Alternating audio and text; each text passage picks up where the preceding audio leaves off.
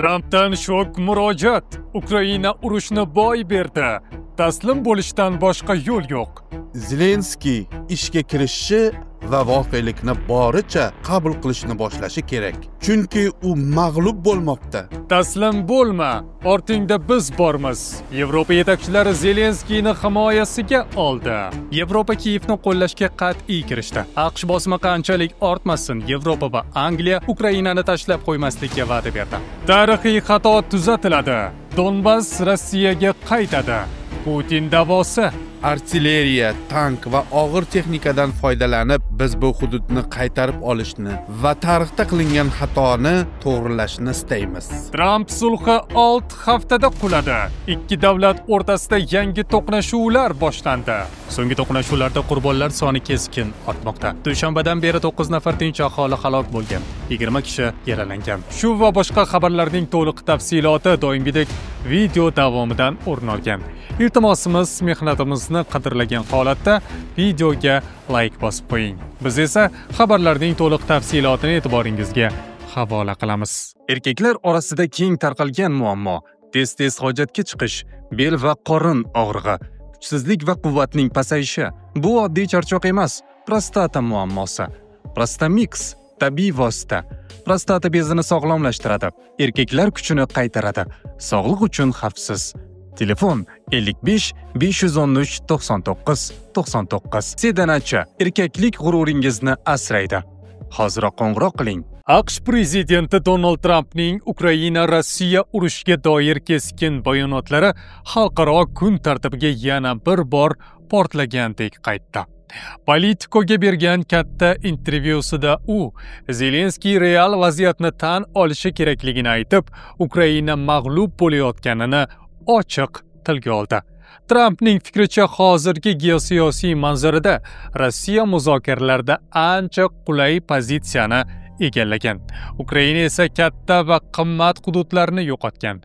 Oq uy rahbarining bu so'zlari g'arb siyosiy doiralarida ham, Kiyevda ham yangi munozaralarga sabab bo'lmoqda. AQSh prezidenti Donald Trump Yevropa davlatlarini chiriyotgan, ularning yetakchilarini esa zaif deb atab, Ukraina bo'yicha Yevropaning faolligini tanqid qildi hamda AQSh Ukrainaga ko'rsatadigan yordamini qisqartirishi mumkinligini aytdi. Politico nashriga bergan keng qamrovli intervyusida u Yevropa mamlakatlari migratsiyani nazorat qila olmagani va Rossiya Ukraina urushini tugatish uchun qat'iy choralar ko'rmagani uchun tanqid qildi. Trampning fikricha, Yevropa Kiyevni yiqilgunicha jang qilishga majbur qilmoqda. U Rossiyaning ustunlikka ega ekanligini aytib, Ukraina prezidenti Vladimir Zelenskiyni hududiyatdan voz kechib, o'yin qoidalariga ko'ra harakat qilishga undadi.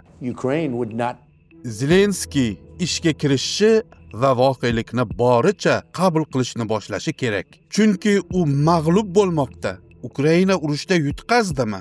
Bilasiz, men 10 oy burun Oq uyga qaytishimdan oldin ham ular qirg'oqni bir qismini, katta qismini yo'qotgan edi. Xaritalarga qarang, hozir yanada ko'proq. Ular ko'p yerlarni yo'qotdi va bu ular yo'qotgan juda yaxshi yerlar. Buni g'alaba deb atash qiyin albatta.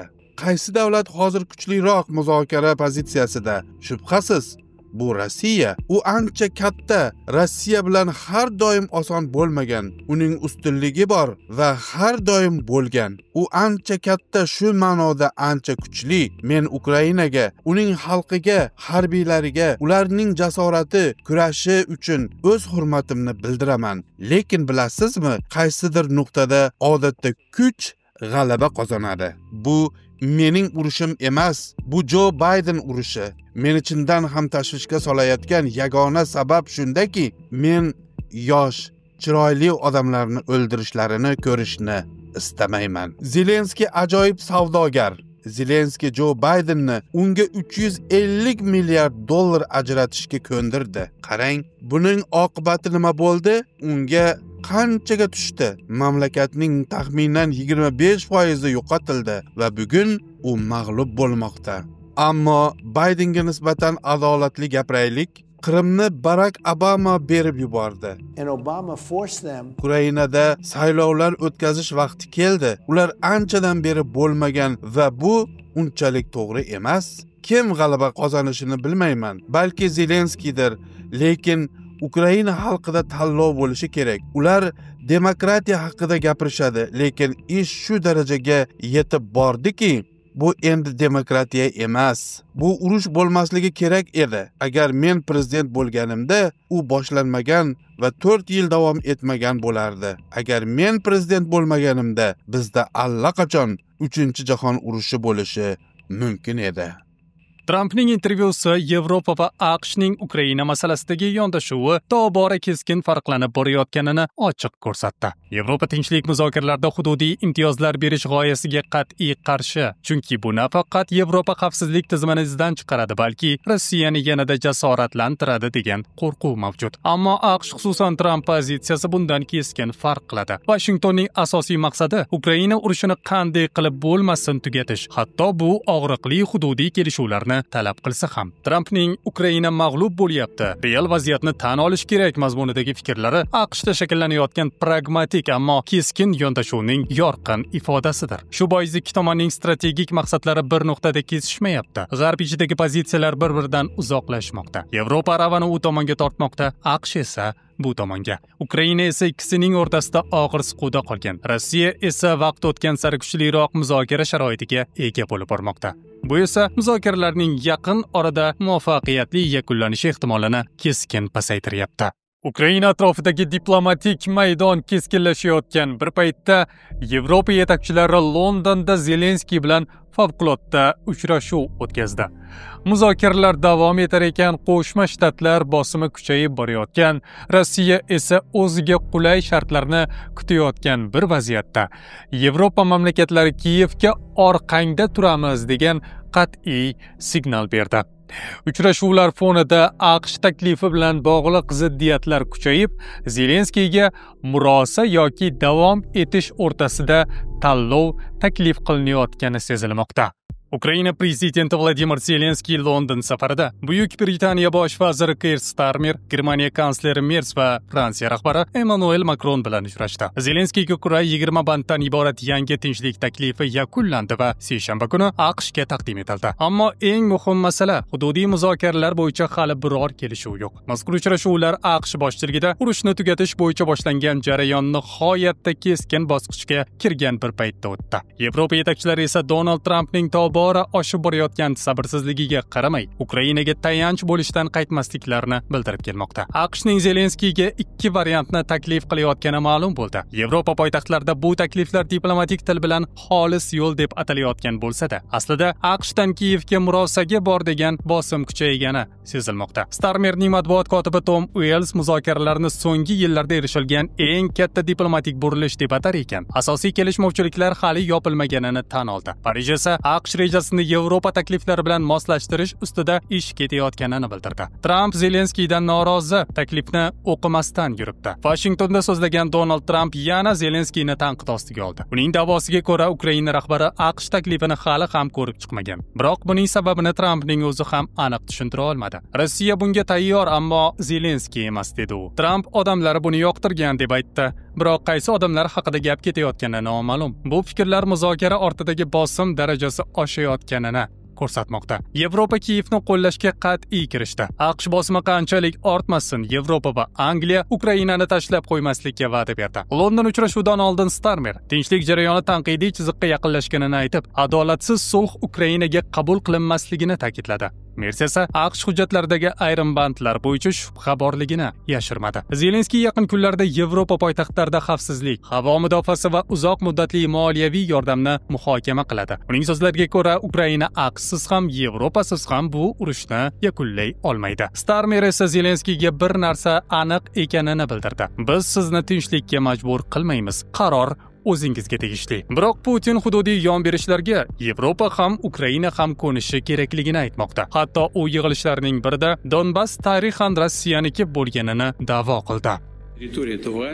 Donbass hududi tarixan Rossiyaning bir qismi bo'lgan. Sovet ittifoqi davrida bu hudud Ukrainaga berilgan.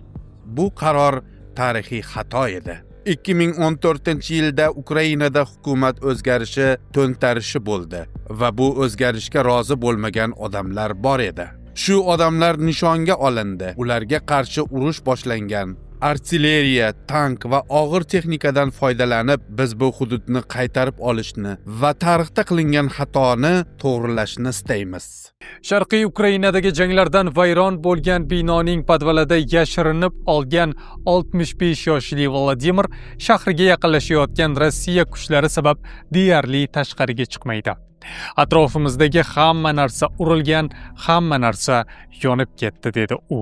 Qo'rqinchli, lekin yashayapmiz. Nima qilardik? Vladimir kabi yana ko'plab odamlar binolarda omon qolishga urinmoqda. Rossiya qo'shinlari AQSh qo'llab-quvvatlagan tinchlik bitimi bo'yicha Kiyev og'ir qaror qabul qilishga majbur bo'layotgan bir paytda ilgari Ukraina sharqiy kuchlari uchun muhim markaz bo'lgan bu shaharga bosim kuchaymoqda. Strategik Pokrovsk shahri qulashi arafasida ekan. Rasmiylar va tahlilchilarga ko'ra, Rossiya endi sharqda Ukraina tomonidan nazorat qilinayotgan qal'a kamari deb ataluvchi shaharlarni nishonga oladi. Konstantinivka eng zaif nuqta bo'lib qolmoqda. Deep State ochiq manba guruhi ma'lumotiga ko'ra, janglar shahar janubiy chekkasida allaqachon avjida. Uzoq kuchli portlashlar eshitiladi. Bir vaqtning o'zida bir nechta dronlar osmonda g'uvillab uchadi. Hech qayoqqa ketadigan joy yo'q. Faqat ismini aytgan Vladimir beton podval devorlari orasida kichkina yashash joyi yaratgan. Oshxona shkaflari hamda pech ham bor. Aholi endi xavf tufayli yetkazib bermay qo'ygan insonparvarlik xodimlaridan oldin jamlab olgan oziq-ovqat bilan kun ko'rmoqda. Shuningdek, ular yomg'ir suvini yig'ib, yaqin atrofdagi maydon stansiyasida tozalab ichishadi. Qiyin, lekin chidasa bo'ladi, dedi Vladimir peshonasiga chiroq taqib olgan holda. Fonida generator shovullab turar ekan. Ko'nikdik, biroz joylashib oldik. Tashqarida qalin ko'k palto kiygan qariya ayol aravasida propan ballonini sudrab borardi. Yonidan 2 nafar qurollangan askar patrul o'tar edi. Yana bir fuqaro 54 yoshli Yuriy yaqinda uyiga qilingan zarbadan keyin qo'shnilari uni vayronalar ostidan olib chiqqanini aytadi. Hozirgacha og'riqdan aziyat chekmoqda. Qayerga boray? Nimaga boray, dedi u va boshqa joylardagi oylik ijara uning $85 atrofidagi pensiyasidan deyarli 3 barobar qimmatligini aytdi. Uyim portlab ketgan bo'lishi mumkin, dedi u. Zarar yetgan turar joyi haqida, lekin baribir u meniki. Donetsk viloyati hududida Putin Ukrainaning tinchlik evaziga berishini istayotgan yerlarda Ukrain askarlari vayron bo'lgan shahar bo'ylab daraxtlar ostida yoki binolarning qoldiqlarida yashirinib harakatlanmoqda. 32 yoshli Dimitro janglar tez orada tugashiga ishonch yo'qligini aytadi. Vatanimizning har bir santimetri men uchun muhim, dedi u holdan toygan holatda. Biz uni shunchaki berib qo'yishni istamaymiz. Tailand va Kambodja yana urush yoqasida. Tramp sulhi 6 haftada quladi. Tailand Kambodja chegarasida yana janglar avj oldi. Tramp vositachiligida oktyabrda tuzilgan sulh bor yo'g'i 6 haftaga yashadi xolos. So'nggi to'qnashuvlarda kamida bir tailandlik askar halok bo'ldi. O'nlab odamlar yaralandi. Minglab fuqarolar evakuatsiya qilindi. Tailand va Kambodja bahsli chegarasi bo'ylab qayta avj olgan janglar uchun bir-birini ayblab, janglarni davom ettirishga bel bog'ladi. So'nggi to'qnashuvlarda qurbonlar soni keskin ortmoqda. Kambodja mudofaa vazirligi seshanba kuni ma'lum qilishicha, dushanbadan beri 9 nafar tinch aholi halok bo'lgan, 20 kishi yaralangan. Tailand armiyasi esa janglar qayta boshlanganidan buyon 4 askari o'lganini, 68 nafari yaralanganini bildirdi. Yakshanba kuni kechqurun boshlangan janglar 100 minglab odamlarni ko'chishga majbur qildi va iyul oyidagi 5 kunlik to'qnashuvlardan keyingi zaif sulhni parchalab tashladi. Iyuldagi janglarda raketa va og'ir artilleriya ishtirok etgan. 48 kishi o'lgan. 300 mingdan ortiq kishi evakuatsiya qilingan edi. O'shanda Malayziya bosh vaziri Anvar Ibrohim va AQSh prezidenti Donald Trump boshchiligida sulh tuzilgan edi. Biroq o'tgan oy Tailand askarlarining minalar sabab oyoqsiz qolganidan keyin Bangkok sulh mexanizmini to'xtatgan. Mojaroning tub sababiga kelsak, 1907-yilda chizilgan mustamlakachilik davridagi xarita hali ham ikki davlatni to'qnashuvlarga undamoqda. Ikki ibodatxona joylashgan hudud qaysi tomonga tegishli ekani bo'yicha bahslar 60 yildan beri hal bo'lmayapti. Yozda zo'ravonliklar keskin kuchayib 48 kishi o'lgach, Tramp bosimi bilan sulh imzolangan edi, ammo asosiy masala noaniq chegara umuman yechilmay qoldi. Tailand Kambodjani yangi minalar qo'yayotganlikda ayblayapti. Kambodja esa buni qat'iyan rad etmoqda. Ichki siyosat ham olovga moy bo'lyapti. Tailandda millatchilik kayfiyati, saylovlar yaqinlashuvi va siyosiy elitalar o'rtasidagi raqobat hukumatni keskin pozitsiyaga majbur qilmoqda. Xulosa qilib aytganda, bu jang qadimiy xarita, yaroqsiz sulh va ichki siyosiy o'yinlar qorishmasining yana bir portlashi bo'ldi. Asl masala hal qilinmaguncha o'q ovozi tinmaydi. Bizda hozircha shular voqealar va aynan bizning kanalda kuzatib boring. Kanalimizda yangi bo'lsangiz obuna bo'lib qo'yishni, muhim xabarlarni o'tkazib yubormaslik uchun qo'ng'iroqchani bosib qo'yishni unutmang. Biz yana ko'rishamiz, o'zingizni ehtiyot qiling.